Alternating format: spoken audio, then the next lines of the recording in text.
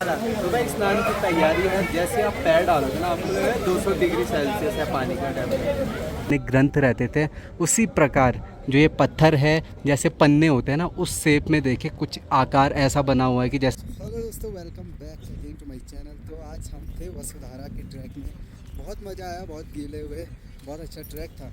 तो आज का जो ब्लॉग होने वाला है वो होने वाला है माणा गांव, जहाँ पे मैं आपको गणेश गुफा, व्यास गुफा के बारे में थोड़ी जानकारी दूंगा। और शाम को हम दर्शन करने वाले हैं बद्रीनाथ धाम के, बद्री विशाल जी के, क्योंकि शाम को थोड़ी रश कम होता है, तो इस वजह से मतलब अच्छा हो जाता है। बाकी अभी जाते जाते देखिए कुछ ऐसा मौसम है, हवाएं चल रही है ठंडी ठंडी, तो भाई मज़ा बहुत आया, लिटरली मज़ा बहुत आया। तो भाई आज सबसे लंबा ट्रैक तो ऋतिक का हुआ, पूरा 10 किलोमीटर वो चला। यहाँ भी 5-6 किलोमीटर, 12 और 10 22 किलोमीटर चला। कैसा महसूस हो रहा है? बहुत ही थका, वैसे अच्छा तो लग रहा है। बढ़िया। जाओ जाओ जाओ। चलो सर।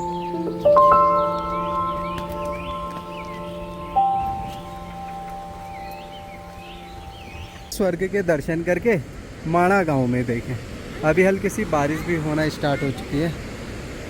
तो भाई पहुंच चुके हैं। यहाँ पे सरस्वती नदी का भी उद्गम होता है, जो कि वहाँ पे आप एक चीज़ नोटिस कर सकते हैं। जो सरस्वती नदी है बिल्कुल शांत है इस एरिया में। क्यों है? क्योंकि व्यास गुफा और गणेश गुफा ऊपर पे है। उसके शोरगुल की वजह से माँ सरस्वती जी को श्राप मिला था। इस वजह से वहाँ पे शांत हो जाते हैं, जहाँ पे महाभारत लिखी गई थी। तो थोड़ा माता सरस्वती जी के भी दर्शन कर लेते हैं और उनका आशीर्वाद प्राप्त करते हैं। तो यहाँ से स्पर्श करना है माता सरस्वती जी का पानी, तो यहाँ से भी स्पर्श कर सकते हैं। और अब सबसे पहले व्यास गुफा जाते हैं, जो कि माणा गांव के एक ही रास्ते से ऊपर के लिए करते हैं। आपको पता चल जाएगा पूछ करके। पता नहीं कितनी चढ़ाई होगी, फर्स्ट बार टाइम जा रहा हूँ और से ऑलरेडी। व्यास गुफा का रास्ता दोस्तों गांव के बीचों बीच है, लगभग 300 मीटर ऊपर। चढ़ाई तो है, थक जाते हैं। हैंडमेड कपड़े भी आपको घर घर पे मिलेंगे। देखो यहाँ से भी है रास्ता, बट हम दूसरे रास्ते से आए थे। यहाँ से जाएंगे गणेश गुफा। बाकी यहाँ से खूबसूरत नज़ारा देखने को मिलता है। देखिए भाई, वो है व्यास गुफा।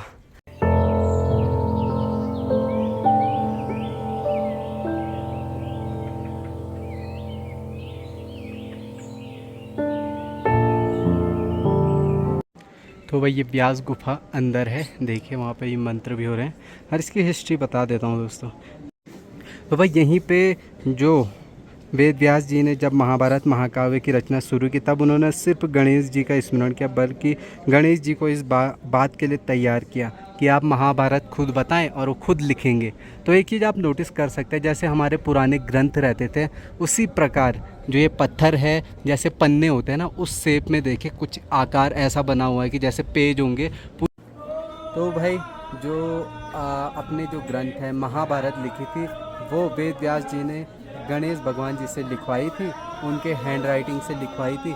लेकिन जो ज्ञान दिया वो वेद व्यास जी ने दिया।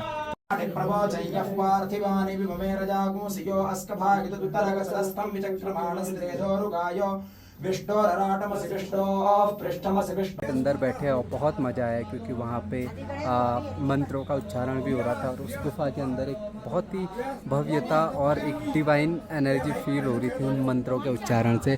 तो बहुत अच्छा लगा। देखिए आज भी। तो भाई गणेश गुफा में पहुँच चुके हैं।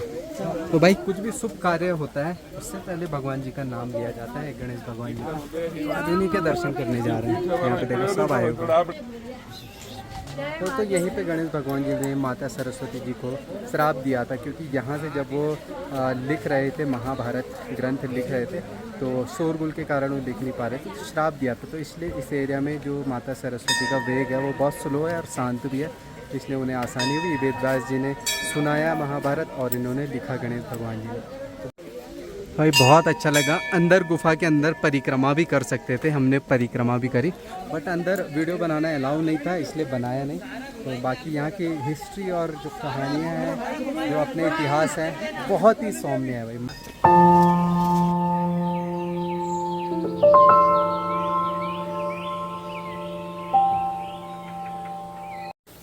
तो अभी शाम के 4 बज रहे हैं। दोनों जगह कवर कर दिया हमने, वसुधारा फॉल्स और माणा गांव की दोनों जगह।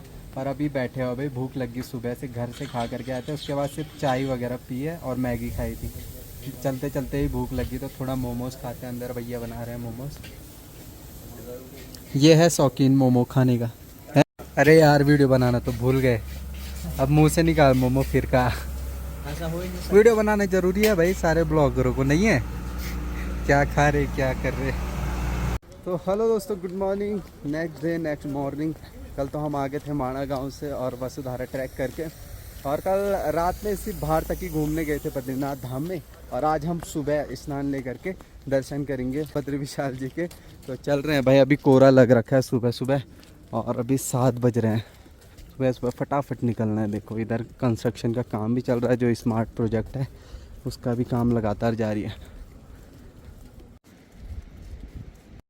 तो वही एक कहानी है, यहाँ की स्टोरी है, जो कि विष्णु भगवान जो बच्चे के रूप में आए थे और माता पार्वती और शिव भगवान जी यहाँ पे थे और स्नान भी लेते थे तप्त कुंड में। तो एक बच्चा आया, जो मंदिर के बाहर परिसर में एक छोटा सा बच्चा, जिसको देखकर माता पार्वती जी का जो मातृत्व होता है ना, ममता, वो उभर गई थी। उन्होंने कहा था इस बच्चे को हम रखना चाहते हैं। तो शिव जी भगवान ने तो पहले मना किया कि ये बच्चा आम बच्चा नहीं है, इसको नहीं रख सकते, बहुत चीज़ें, बट वो ये ना माता के आगे किसी की बस नहीं चलता है। तो उन्होंने रखा बच्चा और वो बाहर चले गए। और फिर जब आते हुए देखा तो वो दरवाज़ा बंद था, और तो फिर उसके लिए क्या करना पड़ता, क्रोधित हुए शिव भगवान। तो उन्होंने ये जगह छोड़ करके ढूंढते ढूंढते ढूंढते, 2 ही ऑप्शन थे, या तो इस जगह को आग लगा दे या तो चले जाए। तो उन्होंने यही किया। जाते जाते यहाँ से वो पहुँच गए केदारनाथ धाम।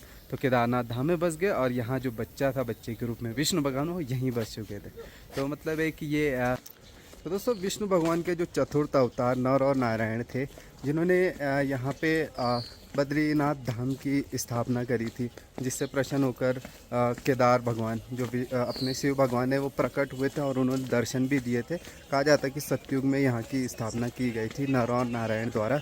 और एक बार नारद मुनि ने भी जो है विष्णु भगवान को, जब वो संसार में विलुप्त हो रहे थे ना, उनका ध्यान भंग हो रहा था, तो उन्होंने डांटा था कि इस चीज़ से दूर जाइए और तपस्या करिए। तब से विष्णु भगवान जी ने, बद्री विशाल जी ने यहाँ पे तपस्या करी थी कि तब से बद्री और नारायण इस जगह का नाम भी पड़ा है। नर और नारायण पर्वत जो बद्रीनाथ धाम के दोनों आमने सामने पे है विराजमान, जो कि चतुर्थ अवतारों में आते हैं विष्णु भगवान के। और एक और चीज़ बता दूं, यहाँ की जो 6 महीने यहाँ पे अगर कपाट खुले रहते हैं, तो 6 महीने ये मूर्ति जोशीमठ में जाती है नरसिंह भगवान के मंदिर में, जहाँ की बाई भुजा, मतलब पूरा जो मंदिर है शालिग्राम से बनाया गया हुआ है, और उनकी जो बाई भुजा है ना, वो काफ़ी कमज़ोर पड़ती जा रही है।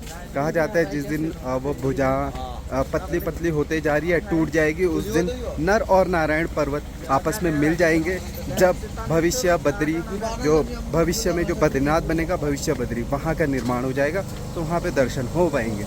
बाकी चलते हैं, कुछ ना कुछ बताते रहेंगे। भाई सुबह का टाइम काफ़ी मनमोहक रहता है, बढ़िया से तो प्यारा सा। तो भाई यहाँ पे देखिए बद्री विशाल जी के दर्शन आप कर लीजिए इतनी दूर से। जय हो बाबा। देखिए पर दिख कुछ नहीं रहे कोहरे में ना यहाँ पे। तो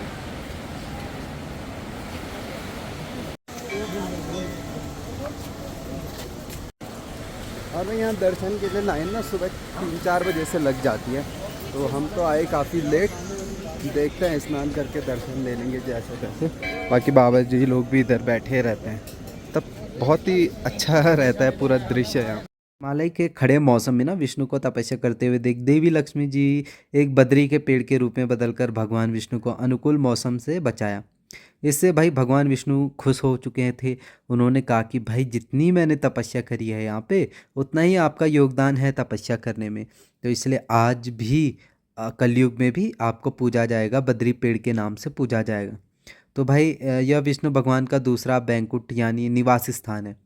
इसमें तो पुराणों में उल्लेख मिलता है, सतयुग में यहाँ भगवान विष्णु का साक्षात दर्शन हुआ करता था, लेकिन अब नहीं होता है, कलयुग आ चुका है। तो नर नारायण पर्वत के बीच बसा हुआ है। कहा जाता है कलयुग के अंत में दोनों मिलकर के भविष्य बद्री के दर्शन नहीं हो पाएंगे, तो भविष्य बद्री में उसके दर्शन होंगे। तो भाई स्नान की तैयारी है। जैसे आप पैर डालोगे ना, आपको लगेगा 200 डिग्री सेल्सियस है पानी का टेम्परेचर, लेकिन आपको शरीर को धीरे धीरे धीरे डालना है, पर लगातार डालना है। और इसमें फॉस्फोरस की मात्रा ज़्यादा है।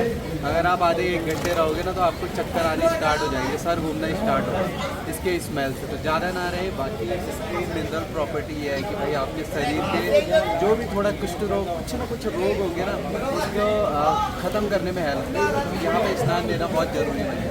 धीरे धीरे जाना है, मेरी हिम्मत नहीं हो रही, बहुत गर्मी है।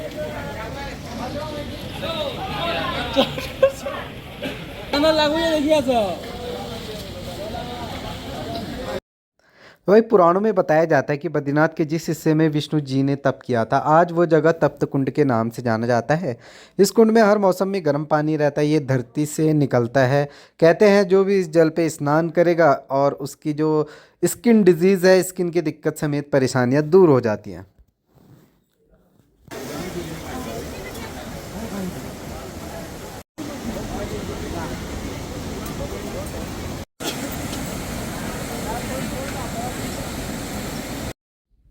तो भाई यहाँ पे जो रावल जी रहते हैं, जो पुजारी रहते हैं बद्री विशाल जी के, वो भाई मतलब शंकराचार्य के वंशज के ही पुजारी रहते हैं। उन्हें रावल कहा जाता है और वो ब्रह्मचर्य का पूरा पालन करना पड़ता है उनको।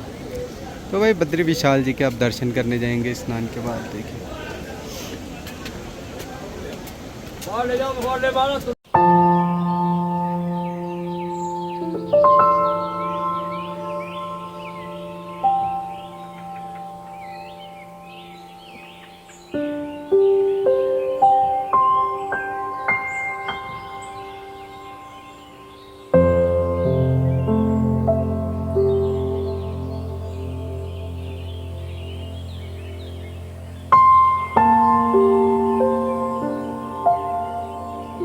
पहुंच चुके हैं फ्रंट पे बद्री विशाल जी के दर्शन के लिए।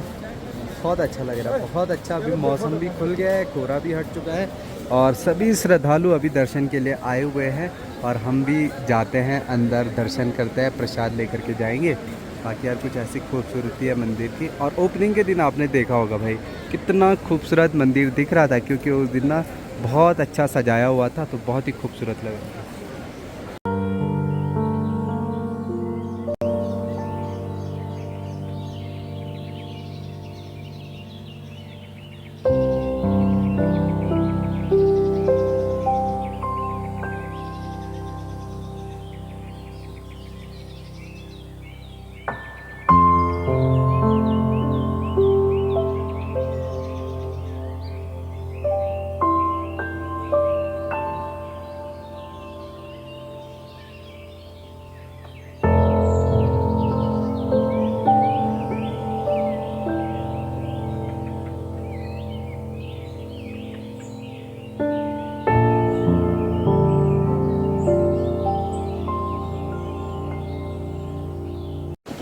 तो भाई बहुत अच्छा लगा बद्री विशाल जी के दर्शन करके।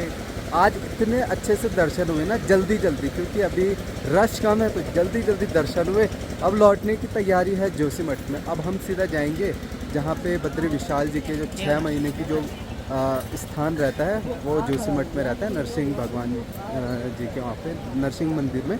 तो वहाँ लेकर के आज हम जाएंगे और वहाँ के भी दर्शन कराएंगे। और कुछ दिनों में चांस मिलेगा तो आने वाले बद्रीनाथ भविष्य बद्री के भी आपको दर्शन कराएंगे। और मार्केट तो बड़ा प्यारा है भाई, इधर देखिए कुछ भी चीज़ें ले सकते हैं, बड़ा प्यारा मार्केट यहाँ से दिखे।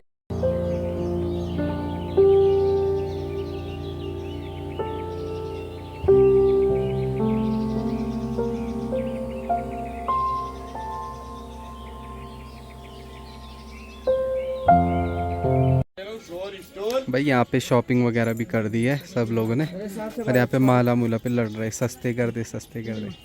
सस्ता भी होना चाहिए।